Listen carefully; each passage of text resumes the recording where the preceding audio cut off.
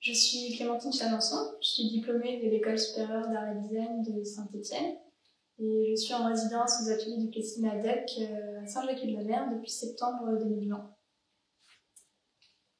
Ici, je travaille des peintures, des photographies et on y voit des fragments de paysages. Donc pour peindre, j'utilise des photographies, ce sont des images qui me servent de point de départ en fait, pour commencer, pour donner un but en fait, au geste au moment où je peins. Et elles me donnent des indications sur les zones sombres, les zones claires, les couleurs. Ensuite, comme je travaille à l'huile, je travaille en plusieurs couches successives et les temps de séchage permettent de s'écarter du document photographique pour laisser la place à la peinture. Ces photographies proviennent d'archives personnelles de plusieurs milliers d'images et je les choisis souvent pour peindre des années après les avoir prises. Mais les motifs que je cherche dans ces archives font écho aux préoccupations du jour à l'atelier.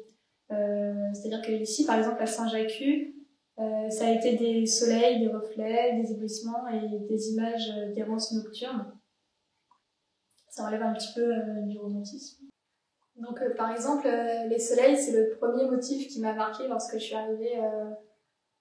Le tout premier jour, en arrivant, il y avait et les jours suivants, ce soleil couchant que je voyais tous les soirs en rentrant de l'atelier à l'appartement.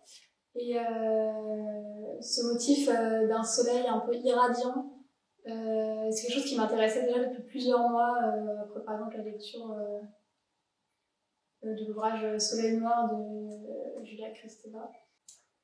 Ou encore, on a ce diptyque sur lequel on voit l'île des Ébillans qui est au bout de la presqu'île de Saint-Jacques-de-la-Mer, juste avant le lever du soleil. Et sur l'autre partie du diptyque, on a l'écume des vagues juste après que les vagues aient heurté le rocher de la digue. Et ces deux images m'intéressaient pour ce qu'elles montraient de la limite de la visibilité. C'est à la fois la tombée de la nuit pour l'un, la levée du jour pour l'autre.